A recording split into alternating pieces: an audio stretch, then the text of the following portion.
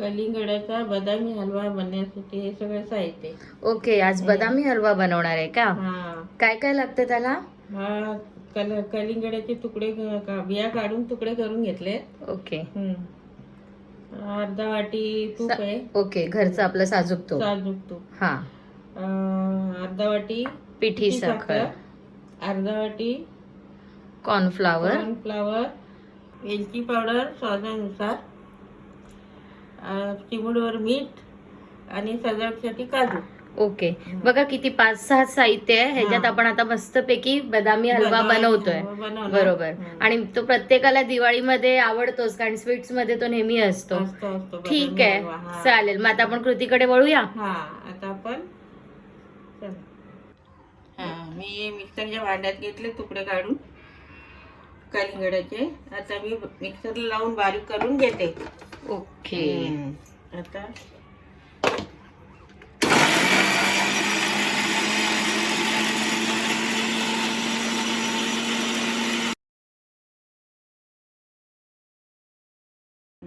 मी रस काढला. ह्याच्यामध्ये पिठी साखर. ही साधारण अर्धी वाटी पिठी साखर आहे. जर तुम्हाला जास्त गोड आवडत असेल तर जास्त पण घेऊ शकता, पण आपल्या कलिंगडचा गोडवा असतो ना, त्यामुळे थोडं कमीच घ्यायचं. बरोबर. आणि 2 चमचे कॉर्नफ्लॉवर. हा, तसं चांगलं मिक्स करून घ्यायचं. कॉर्नफ्लॉवरने काय होतं, ते आपल्या हलव्याला घट्टपणा येत असेल ना, म्हणून. आणि थोडं ते ट्रान्सपरंट पण दिसतो. बरोबर. चिमूटभर मीठ टाकते. असं मिक्स करून घ्यायचं सगळं. हा, आणि मग आता हे शिजवायला ठेवायचं का? ठेवायचं, हलवत राहायचं. येस, म्हणजे ह्याच्यातल्या सगळ्या गुठळ्या निघून जातात. ठीक आहे, मस्त झालेलं आहे आता. येस, आता आपण त्याच्यात पिठी साखर पण विरघळली आहे ना पूर्ण. ठीक आहे, ओके. आता आपण हे गरम करायला ठेवू पॅन मध्ये. 2 चमचे तूप टाकतो. ओके. आणि ह्याच्यात आता तो रस टाकणार ना? ओके.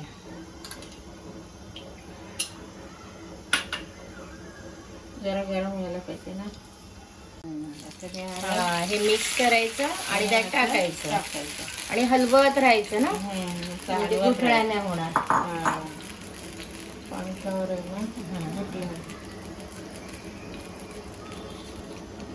गॅस थोडा मोठा राहतो.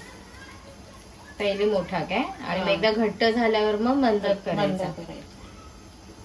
असं किती वेळ करत राहायचं? काय घट्ट होईपर्यंत करत राहायचं. ओके, म्हणजे एक 4-5 मिनिटं. 4-5 मिनिटं काय, 10 मिनिटं पण लागते. हे बघा आता घट्ट झालंय. हा, मस्त.